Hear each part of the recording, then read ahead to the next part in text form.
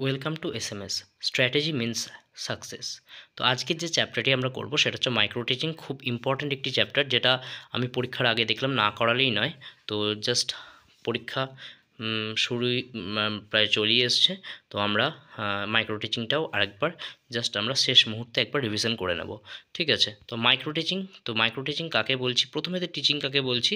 তো সুনির্দিষ্ট পরিকল্পনার মধ্যে দিয়ে শিক্ষক যেভাবে শ্রেণীকক্ষে শিক্ষাদান করে থাকেন সেটাকে কিন্তু টিচিং, মাইক্রো টিচিং এখানে আমি বলছি। এটা কিন্তু সুনির্দিষ্ট পরিকল্পনার মধ্য দিয়ে হয়। ঠিক আছে, এটা কিন্তু কোয়েশ্চেন থাকবে, সুনির্দিষ্ট পরিকল্পনার মধ্য দিয়ে হয়। ঠিক আছে, ওকে। 2 নম্বর হচ্ছে লেসন প্ল্যান। নির্দিষ্ট পদ্ধতি অবলম্বনে শিক্ষকের শেখানো বিষয় শিক্ষার্থীর কাছে কতটা গ্রহণযোগ্য হলো তা জানার জন্য সুনিশ্চিত পরিকল্পনা গ্রহণ করা প্রয়োজন। একেই বলা হয় লেসন প্ল্যান। অর্থাৎ শিক্ষার্থীকে যে শিক্ষা দেওয়া হলো সেটা শিক্ষার্থীর জন্য কতটা গ্রহণযোগ্য হলো সেটার জন্য যে পরিকল্পনা, সেটাই কিন্তু মাইক্রো টিচিং এর উদ্দেশ্য। মাইক্রো টিচিং কিন্তু একদম সম্পূর্ণভাবে শিক্ষকদের জন্য। ঠিক আছে, এটা কিন্তু মাথায় রাখতে হবে, শিক্ষার্থীর জন্য নয়। তো আমরা কিভাবে তাদের শেখাচ্ছি এবং সেই শিক্ষাটা তাদের জন্য কতটা গ্রহণযোগ্য হচ্ছে সেটা জানার জন্যই যে পরিকল্পনা, সেটাকে আমরা বলছি লেসন প্ল্যান। এই লেসন প্ল্যানকে আমরা দুটি ভাগে ভাগ করতে পারি। এক হচ্ছে মাইক্রো লেসন প্ল্যান, যেটাকে আমরা বলি অনুপাঠ, আর একটা হচ্ছে ম্যাক্রো লেসন প্ল্যান, যেটাকে আমরা বলি ব্যাপ্ত পাঠ। তো আমাদের সিলেবাসে যেটা আছে সেটা হচ্ছে মাইক্রো লেসন প্ল্যান। তো মাইক্রো টিচিং এটা হচ্ছে দক্ষতা ভিত্তিক শিক্ষণ পদ্ধতি। খুব ইম্পর্ট্যান্ট একটা কথা, খুব ইম্পর্ট্যান্ট একটা টার্ম, যেটা হচ্ছে দক্ষতা ভিত্তিক শিক্ষণ পদ্ধতি। এই মাইক্রো শব্দটি এসেছে গ্রিক শব্দ মাইক্রোস থেকে, MIKROS, যার অর্থ হলো খুব ছোট। ঠিক আছে, এটা গ্রিক শব্দ মাইক্রোস থেকে এসেছে, যার অর্থ হলো খুব ছোট।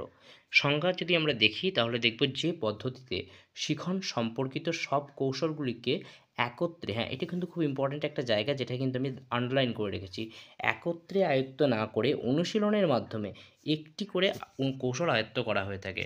তাহলে কিন্তু এটা একত্রে আমরা আয়ত্ত করি না, সেটাকে আমরা অনুশীলনের মাধ্যমে আমরা কী করি, একটি একটি করে কৌশল আমরা আয়ত্ত করি। ঠিক আছে, তো এটা কিন্তু কোয়েশ্চেন থাকে, কনসেপ্টটা বোঝার চেষ্টা করবে। একত্রে আমরা কিন্তু কোনো একটা বিষয়কে আয়ত্ত করছি না, আমরা একটি একটি করে বিষয়কে নিয়ে সেটাকে আয়ত্ত করছি। অর্থাৎ একটি মাত্র শিখন, খুব ইম্পর্ট্যান্ট, আরেকবার সেটাকে বলছি আবার দেখো, যে একটি মাত্র শিখন দক্ষতাকে বারবার অনুশীলনের মাধ্যমে আয়ত্ত করা হয়ে থাকে।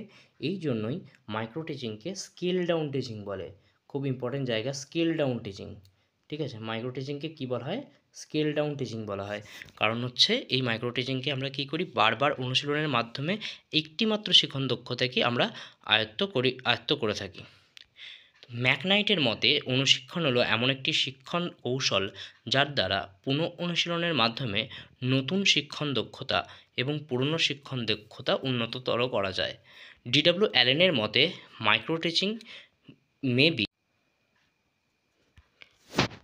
Micro teaching may be defined as scale down teaching encountering class size and class time. অবশ্যই মনে রাখতে হবে মাইক্রো টিচিংয়ে কিন্তু ক্লাস সাইজ এবং ক্লাস টাইম খুবই সামান্য, অর্থাৎ খুবই অল্প হয়। ঠিক আছে, তো এখানে আমরা দেখব যে একটা মাইক্রো টিচিংয়ে কিন্তু আমরা খুব কম সংখ্যক স্টুডেন্ট এবং খুব কম সংখ্যক, মানে খুব কম সময় নিয়ে আমরা কিন্তু এই মাইক্রো টিচিং পদ্ধতিটা করে থাকি। ঠিক আছে, 5 থেকে 10 জন আমরা কী বলে, খুব বেশি হলে 5 থেকে 10 জন আমরা ছাত্রছাত্রী নিয়ে আমরা কিন্তু এই মাইক্রো টিচিং করে থাকি, এবং সময়টাও মোটামুটি অ্যাপ্রক্স 5 থেকে 10 মিনিটের মধ্যেই হয়। ঠিক আছে, 1961 সালে এখানটা একটু ভালো করে দেখে নিতে হবে দুটো জিনিস, কনসেপ্ট, যেটা হচ্ছে অবজেক্টিভ টাইপ কোয়েশ্চেন আসে, যেটা হচ্ছে 1961 সালে প্রথম অনুপাঠনের প্রস্তাব কে দেন, ডক্টর কেইথ একিসন। ঠিক আছে, খুব ইম্পর্ট্যান্ট, অনুপাঠনের যে প্রস্তাব সেটা দিয়েছেন ডক্টর কেইথ একিসন। কিন্তু 1963 সালে এই স্ট্যানফোর্ড বিশ্ববিদ্যালয়ের অধ্যাপক DW অ্যালেন, তিনি কী করেছেন, মাইক্রো টিচিং পদ্ধতি আবিষ্কার করেছেন। তাহলে দুটো কনসেপ্ট আমার, সেটা হচ্ছে এক হচ্ছে 1961 সাল, যেখানে অনুপাঠনের প্রস্তাব দিচ্ছেন ডক্টর কেইথ একিসন। ঠিক আছে, কিন্তু 1963 সালে স্ট্যানফোর্ড বিশ্ববিদ্যালয়ের অধ্যাপক DW অ্যালেন, তিনি কিন্তু মাইক্রো টিচিং পদ্ধতি আবিষ্কার করেছেন। ঠিক আছে, মাইক্রো টিচিং পদ্ধতি আবিষ্কার করেছেন DW অ্যালেন 1963। আর এই মাইক্রো টিচিংয়ের প্রস্তাব দিয়েছেন ডক্টর কেইথ একিসন। চলে যাচ্ছি পরের পাতায়। DW অ্যালেন 14টি শিখন দক্ষতার কথা বলেন, খুব একটা মনে রাখার দরকার নেই, কিন্তু আমরা জাস্ট পরপর জেনে নেব সেগুলো কী কী। পাঠ্য বিষয়বস্তুর উপস্থাপন, পাঠ্য বিষয়ক উদ্দীপনার তারতম্য, অনুসন্ধানীমূলক প্রশ্নাবলী, উচ্চমানের প্রশ্নের ব্যবহার, বহুমুখী প্রশ্ন, প্রশ্নকরণের দ্রুততা, উৎসাহ প্রদান অর্থাৎ রিএনফোর্সমেন্ট, শিক্ষকের নীরবতা ও ভাষাহীন ইঙ্গিত, মনোযোগী আচরণকে স্বীকৃতি প্রদান, বক্তৃতা প্রদান, ওকে, বক্তৃতা প্রদান, ব্যাখ্যাকরণ ও উদাহরণের ব্যবহার, পরিকল্পিত পুনরাবৃত্তি, সংযোগের সম্পূর্ণতা সাধন, সমাপ্তিকরণ, এগুলো কিন্তু খুব ইম্পর্টেন্ট যে 14টা তিনি ডিডব্লিউ অ্যালেন যে 14টা শিখন দক্ষতার কথা বলেছেন। ঠিক আছে, এগুলো একদম নাম ধরে মনে রাখার দরকার নেই, কিন্তু মনে রাখতে হবে 14টা শিখন দক্ষতার কথা কিন্তু ডিডব্লিউ অ্যালেন বলেছেন, এটা মনে রাখতে হবে। ওকে, বৈশিষ্ট্য কী কী রয়েছে এখানে যদি আমরা বৈশিষ্ট্যের দিকে লক্ষ্য রাখি তাহলে দেখব অনুশিক্ষণ সাধারণ শিক্ষণ প্রক্রিয়ার মতোই স্বাভাবিক, শিক্ষক প্রশিক্ষণের একটি উন্নততর কৌশল, যেটা বলছিলাম এটা কিন্তু শিক্ষার্থীদের জন্য নয়, এটা শিক্ষকদের জন্য, এটা শিক্ষক প্রশিক্ষণের উন্নততর কৌশল একটা, এর মধ্য দিয়ে শিক্ষকের কি হয়, শ্রেণী শিক্ষণের ক্ষমতা বিকাশ হয়। এটা হচ্ছে একটা বিশ্লেষণাত্মক পদ্ধতি, মনে রাখতে হবে এটা হচ্ছে একটা বিশ্লেষণাত্মক পদ্ধতি।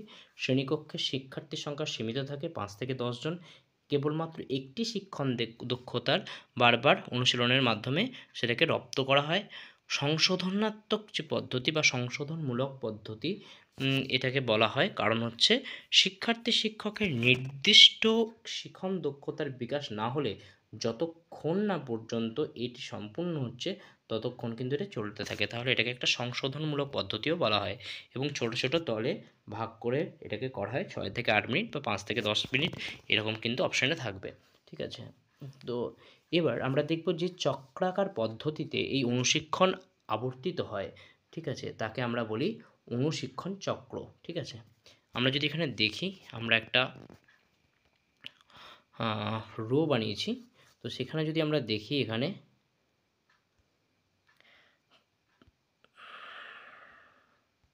তো আমরা যদি দেখি এখানে হচ্ছে ফার্স্ট হচ্ছে পরিকল্পনা। ঠিক আছে, তারপর আমরা যদি চলে যাই সেখানে দেখব শিখন। ঠিক আছে, পরিকল্পনা, শিক্ষণ, তারপর প্রতিক্রিয়া, তারপর পুনঃপরিকল্পনা, তারপর পুনঃশিক্ষণ, তারপর পুনঃপ্রতিক্রিয়া। ঠিক আছে, তো পরিকল্পনা সেটা হচ্ছে প্ল্যান, শিক্ষণ সেটা হচ্ছে টিচিং, প্রতিক্রিয়া সেটাকে আমরা বলি ফিডব্যাক, পরিকল্পনা রিপ্ল্যান, পুনঃশিক্ষণ সেটা হচ্ছে রিটিচ এবং পুনঃপ্রতিক্রিয়া যেটা হচ্ছে রিফিডব্যাক। এখানে আবার কতগুলো সময়ের নির্দেশনা দেওয়া আছে, যেখানে হচ্ছে আমি যদি দেখি যে যেখানে প্রথম যে পরিকল্পনা সেখানে আমাদের কোনো নির্দিষ্ট সময়ের কথা বলা নেই। তারপর আমরা 2 নম্বরে আসছি শিখন। ঠিক আছে, এটাকে আমি শিখন আমি যদি দেখি শিখনে আমার কতক্ষণ সময় লাগবে 6 মিনিট। ঠিক আছে, শিখনে আমার সময় লাগছে 6 মিনিট। ওকে, প্রতিক্রিয়া যেটা ফিডব্যাক সেখানে আমার সময় লাগবে কত, সেটাও কিন্তু আমার সময় লাগছে 6 মিনিট। ওকে, এই তো এখান থেকে বোঝা যাচ্ছে যে এই 6 মিনিটের কথা আমরা বলছি। ঠিক আছে, পুনঃপরিকল্পনা যেটা সেটা আমার কতক্ষণ সময় লাগছে, পুনঃপরিকল্পনা যেটা একটু ছোট করে নিচ্ছি দাগ দেওয়ার খাতিরে। তো আমরা যদি দেখি তাহলে আমরা প্রথমে দাগ দিয়েছিলাম এগুলো পরিকল্পনা, শিখন, প্রতিক্রিয়া, পুনঃপরিকল্পনা, পুনঃশিক্ষণ এবং পুনঃপ্রতিক্রিয়া।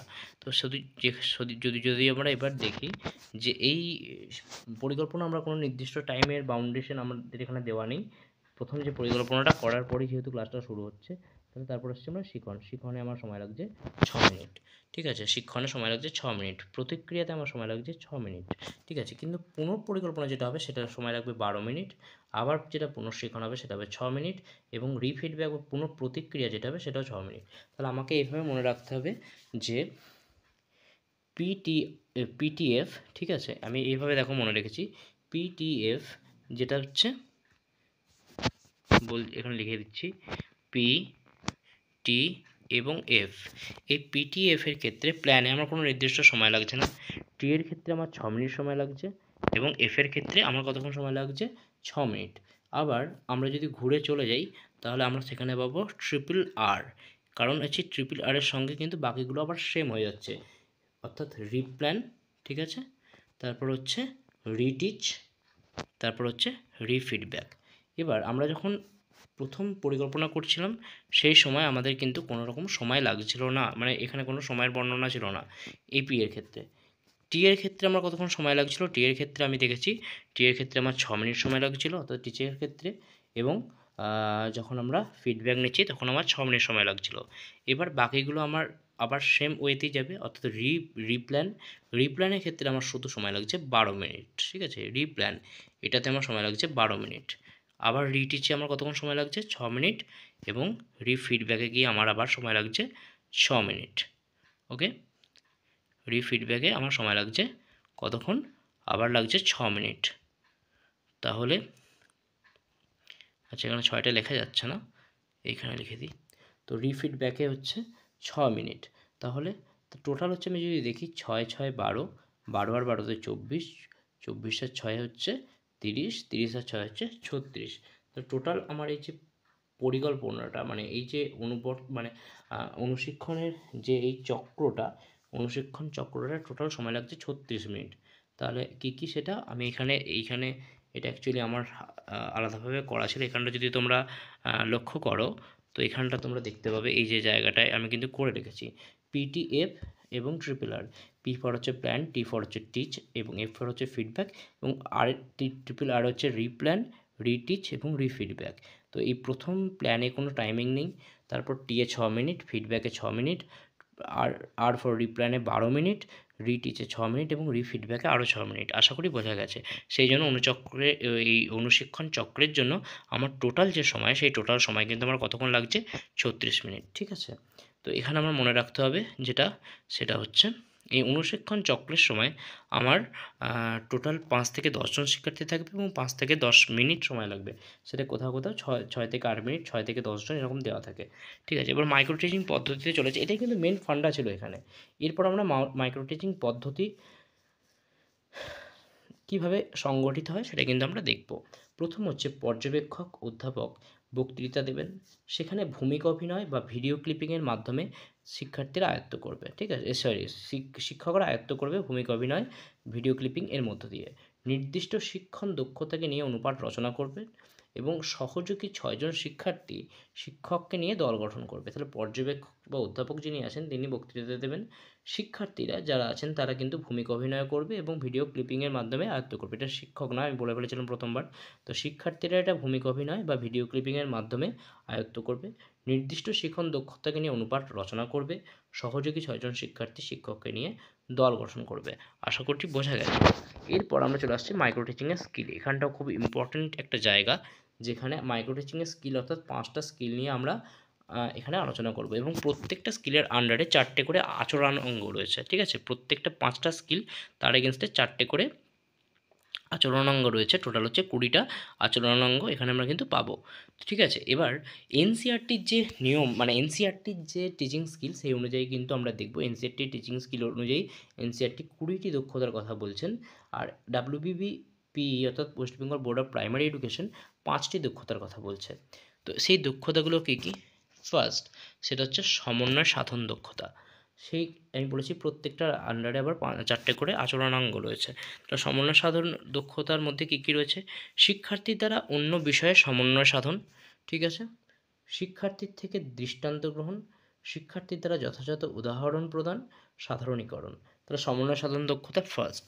সেকেন্ড হচ্ছে শিশুকেন্দ্রিক শিক্ষণ পরিচালন ক্ষমতা, ঠিক আছে? মনে কিন্তু আমাকে রাখতে হবে এইগুলোই। শিশুকেন্দ্রিক শিক্ষণ পরিচালন দক্ষতা, যেখানে শিক্ষার্থীর সক্রিয় অংশগ্রহণ থাকবে, ধারাবাহিকতা বজায় রেখে মত প্রকাশ, শিক্ষার্থীর পারস্পরিক মিথস্ক্রিয়া, শিক্ষার্থীর দ্বারা সিদ্ধান্ত গ্রহণ, ঠিক আছে? 3 নম্বর, শিক্ষার্থীকে প্রশ্ন করতে উৎসাহী করার ক্ষমতা, অর্থাৎ প্রশ্ন করা, ঠিক আছে? শিক্ষার্থীর দ্বারা প্রশ্নকরণের নমনীয়তা, প্রশ্নকরণের পরিমিতি বোধ আর বিষয়ের সাথে সম্পৃক্ত প্রশ্ন। পরের যেটা হচ্ছে 4 নম্বর, শিক্ষার্থীর পর্যবেক্ষণ করার ক্ষমতা বিকাশের দক্ষতা।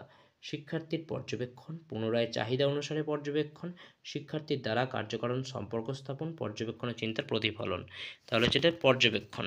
এবং সর্বশেষ যে দক্ষতা, সেটা হচ্ছে শিক্ষণ পরিস্থিতির সাথে কৃৎকলা শিল্পের সংযোগ, ঠিক আছে? কৃৎকলা শিল্পের সংযোগের কথা বলা হচ্ছে। তাহলে এখানে যদি আমরা লক্ষ্য করি, তাহলে দেখব বিষয়ে সমূহের প্রত্যক্ষ অংশগ্রহণ, ঠিক আছে? 2 নম্বর হচ্ছে সৃজনাত্মক সৃষ্টি, বিষয়ের নাট্য রূপান্তর এবং বিষয়ের প্রতিফলন। তাহলে এইগুলো কিন্তু রয়েছে। তাহলে আমাদের যেটা অ্যাকচুয়ালি মনে রাখতে হবে 5টা শিক্ষণ দক্ষতার কথা WBBPE বলেছে এবং NCERT বলেছে 20টি দক্ষতার কথা। 5টি যে দক্ষতার কথা West Bengal board of primary education বলেছে সেগুলো কী কী? সমন্বয় সাধন দক্ষতা, শিশুকেন্দ্রিক শিখন পরিচালন দক্ষতা, ওকে, সমন্বয় সাধন, শিশুকেন্দ্রিক শিখন পরিচালন, শিক্ষার্থীকে প্রশ্ন করতে উৎসাহী করা, আর হচ্ছে শিক্ষার্থীকে প্রশ্ন করতে উৎসাহী করা, পর্যবেক্ষণ করার ক্ষমতা, আর হচ্ছে সর্বশেষ যেটা সেটা হচ্ছে শিখন পরিস্থিতির সাথে কৃতকলা শিল্পের সংযোগ। তাহলে আরেকবার আমি জাস্ট রিডিং পড়ছি। সেটা হচ্ছে প্রথম হচ্ছে সমন্বয় সাধন, 2 হচ্ছে শিখন পরিচালন দক্ষতা, 3 হচ্ছে প্রশ্ন করতে উৎসাহী করার ক্ষমতা, পর্যবেক্ষণ করার ক্ষমতা শিক্ষার্থীর মানে বৃদ্ধি করা, এবং শিখন পরিস্থিতির সাথে কৃতকলা শিল্পের সংযোগ। ঠিক আছে, কৃতকলা শিল্পের সংযোগ, সেখানে আমরা দেখব বিষয়ের প্রত্যক্ষ অংশগ্রহণ, সৃজনাত্মক সৃষ্টি, বিষয়ের নাট্য রূপান্তর এবং বিষয়ের প্রতিফলন। এরপর আমরা চলে যাব মাইক্রো টিচিং এবং ম্যাক্রো টিচিংয়ের মধ্যে কী ডিফারেন্স রয়েছে। মাইক্রো টিচিং যাকে আমরা বলছি সেটা হচ্ছে শিক্ষার্থী শিক্ষকের দক্ষতাগুলির বিকাশ সাধন। ঠিক আছে, এখানে কিন্তু বেশিরভাগটাই শিক্ষকের জন্য। আর ম্যাক্রো টিচিং যেটা সেটা হচ্ছে শিক্ষার্থীদের সার্বিক জ্ঞান, বোধ, দক্ষতা ইত্যাদি সহায়তা করা। ঠিক আছে, মাইক্রো টিচিং হচ্ছে এটি একটি শিক্ষণ দক্ষতা পৃথকভাবে অনুশীলন করা। এখানে ম্যাক্রো টিচিং আমরা দেখব একসঙ্গে একাধিক শিক্ষণ দক্ষতা প্রয়োগ করা হয়। 3 নম্বর, পর্যবেক্ষণের সাহায্যে প্রতিটি শিক্ষণ দক্ষতার পরিপ্রেক্ষিতে আচরণগুলি পর্যবেক্ষিত হয়। এই জাতীয় কোনো কাজ কিন্তু এখানে ম্যাক্রো টিচিংয়ে করা হয় না। এখানে আমরা যদি দেখি মাইক্রো টিচিংয়ে 5 থেকে 10 জন শিক্ষার্থী থাকে এবং ম্যাক্রো টিচিংয়ে 40 থেকে 50 জন শিক্ষার্থী থাকে। আচ্ছা, এখানে একটা কোয়েশ্চেন আসে যেটা হচ্ছে শিক্ষার্থী এবং শিক্ষকের যে অনুপাত সেটা কী হওয়া উচিত। তো শিক্ষকের একটা ক্লাসরুমে শিক্ষকের অনুপাত হওয়া উচিত 30:1। ঠিক আছে, এটা কিন্তু মনে রাখতে হবে 30:1 হওয়া উচিত শিক্ষকের অনুপাত, রেশিও। ঠিক আছে, তো এরপর আমরা চলে যাচ্ছি এই অনুশিক্ষণের ক্ষেত্রে আমরা দেখব 5 থেকে 10 মিনিট সময় নেওয়া উচিত, এবং ম্যাক্রো টিচিংয়ের ক্ষেত্রে আমরা দেখব 35 থেকে 40 মিনিট সময় নেয়। কৃত্রিম পরিবেশে এই মাইক্রো টিচিং হয়, স্বাভাবিক শ্রেণীতে পাঠদান করা হয়, অর্থাৎ অরিজিনাল ক্লাসরুম কিন্তু এখানে কনসেপ্টটা আছে। তারপরে আমরা চলে যাব লাস্ট জায়গা, যে জায়গাটা হচ্ছে দুটো হচ্ছে অবজেক্টিভ টাইপ কোয়েশ্চেন আছে, যেটা হচ্ছে পাঠদানের জন্য পাঠ পরিকল্পনার কথা প্রথম উল্লেখ করেন কে, সেটা হচ্ছে হারবার্ট। পাঠদানের জন্য পাঠ পরিকল্পনা কথাটা যদি দেখি তাহলে কিন্তু আমরা উত্তর করে দেবো হারবার্ট। পাঠ পরিকল্পনা হচ্ছে হারবার্ট। এবং অনুশিক্ষণের মূল স্তর কটা, অনুশিক্ষণের যদি মূল স্তরের কথা বলি, মানে একদম মূল স্তরের কথা বলে সেটা হচ্ছে প্রস্তুতি আর অনুশীলন। তাহলে আমরা জাস্ট একবার ওটাকে প্রথম থেকে একবার রিভাইজ করে নেবো কী বলছে, জাস্ট উপর যে জায়গাগুলো থেকে কোয়েশ্চেন আসতে পারে সেই জায়গাগুলো দেখে নেব। প্রথম জিনিস হচ্ছে সেটা হচ্ছে অনুশিক্ষণ, যেটা হচ্ছে সুনির্দিষ্ট পরিকল্পনার মধ্যে দিয়ে হয়। একদম সত্যি কথা, সুনির্দিষ্ট পরিকল্পনার মধ্যে দিয়ে হয়, সেটা হচ্ছে অনুশিক্ষণ। ঠিক আছে, এবার অনুশিক্ষণটা একদমই টিচার বেসড। ঠিক আছে, এবার এই শিক্ষণের দুটো ভাগ, একটা হচ্ছে মাইক্রো, একটা হচ্ছে ম্যাক্রো। মাইক্রো টিচিংটা হচ্ছে দক্ষতা ভিত্তিক, এটা মনে রাখতে হবে। এটা এসছে মাইক্রোস থেকে, যার অর্থ হচ্ছে খুব ছোট। এই মাইক্রোস শব্দটা হচ্ছে একটা গ্রিক শব্দ। ঠিক আছে, সংজ্ঞার ক্ষেত্রে যদি আমরা দেখি তাহলে দেখব যেটা একত্রে আয়ত্ত না করে এটা একটি করে আয়ত্ত করতে হয়। ঠিক আছে, একটি করে কৌশল আয়ত্ত করতে হয়, অর্থাৎ শিখন দক্ষতাকে কী করতে হয়, বারবার অনুশীলন করতে হবে। এখানে কিন্তু দুটোই মেন কথা, একটা হচ্ছে শিখন দক্ষতাটাকে একটা করে একটি করে কৌশল আয়ত্ত করতে হয় এবং এটাকে বারবার অনুশীলন করতে হয়। এবং এই জন্য এই মাইক্রো টিচিংকে বলা হয় স্কেল ডাউন টিচিং। হয়ে গেল।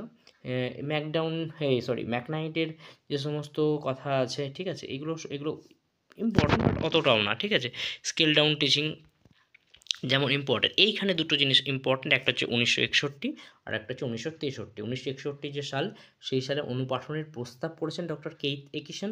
ঠিক আছে, এবং 1963 সালে ডক্টর DW অ্যালেন তিনি মাইক্রো টিচিং পদ্ধতি আবিষ্কার করেছেন 1963, একটা হচ্ছে 1961। 61 সালে কে করেছেন, একিসন।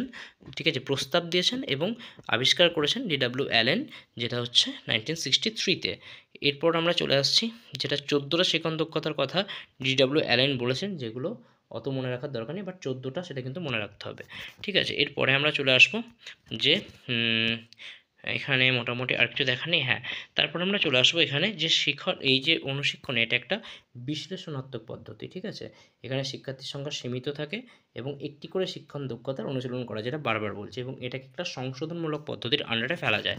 যেহেতু যতক্ষণ না শিক্ষার্থীর যে নির্দিষ্ট শিক্ষণ দক্ষতার বিকাশ কথা মানে আমরা বলছি, নির্দিষ্ট শিক্ষণ দক্ষতা আমরা চাইছি, সেটা যতক্ষণ না হচ্ছে ততক্ষণ কিন্তু আমরা এই শিক্ষণ প্রক্রিয়াটাকে চালিয়ে যায়। এটা ছোটো ছোটো দলে ভাগ করে করা হয়। আচ্ছা, এই চক্রাকার পদ্ধতি যেটাকে চক্রাকার পদ্ধতি হয় তাকে আমরা অনুশিক্ষণ চক্র বলি।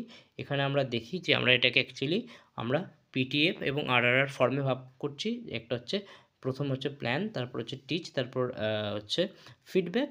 সেখানে আমরা প্ল্যানে কোনো সময় দিচ্ছি না, টিচে আমরা 6 মিনিট দিচ্ছি, ফিডব্যাকে আমরা 6 মিনিট দিচ্ছি, আবার ওটাকে আবার রিপিটে আসছে।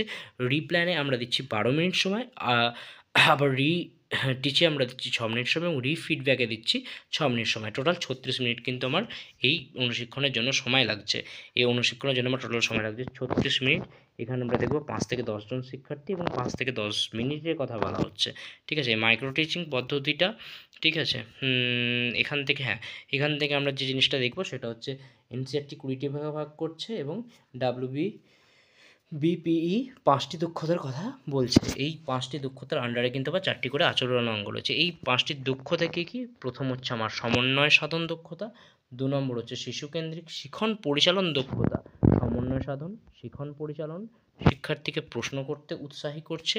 4 নম্বরে গিয়ে আমরা দেখব পর্যবেক্ষণ যে ক্ষমতা সেটাকে বৃদ্ধি করছে। ওকে, এবং 5 নম্বরে আমরা দেখব যে শিখন পরিস্থিতির সাথে কলা শিল্পের যে সংযোগ সাধন তার চেষ্টা করা হচ্ছে।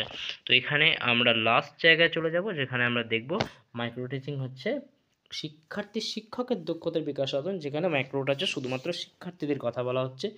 আর এটাকে পৃথকভাবে অনুশীলন করা, যেটা আমি আগেও বললাম, 5 থেকে 10 জন, 5 থেকে 10 মিনিট। এটা এটা একটু ইম্পর্টেন্ট দেখে নেবে। এটা হচ্ছে কৃত্রিম পরিবেশে হয়, যেটা হচ্ছে মাইক্রো টিচিং।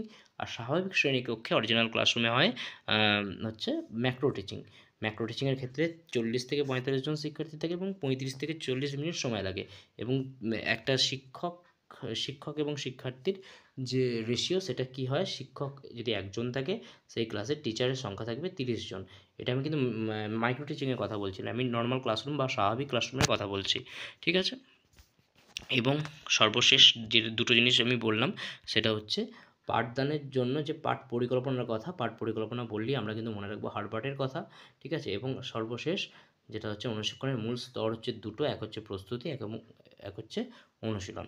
তো মোটামুটি মাইক্রো টিচিংয়েরটা আমার খুব ইম্পর্টেন্ট চ্যাপ্টারের মধ্যে এটা করানো বাকি ছিল, তো এটাও করিয়ে দিলাম। তো তোমরা এটা দেখে নিও, আশা করি খুব ভালো লাগবে এবং খুব ভালোভাবে সবাই পরীক্ষা দাও। বেস্ট অফ লাক সবাইকে। এবং তোমরা অবভিয়াসলি জানিও তোমাদের কি এই চ্যানেলটা একটু হলেও হেল্প করেছে, তো সেটা আমাকে কমেন্টসে জানিও। এবং চ্যানেলটা ভালো লাগলে অবভিয়াসলি সাবস্ক্রাইব করে দিও, কারণ এর পরেও যে সিটেটের জন্য আমরা কিন্তু এখনই শেষ করছি না। সিটেট যতদিন না হচ্ছে, সিটেট পর্যন্ত কিন্তু আমরা এই ক্লাসে প্রতিদিন আবার একইভাবে নতুন নতুন ভিডিও নিয়ে আসতে থাকবো। অসংখ্য ধন্যবাদ সবাইকে।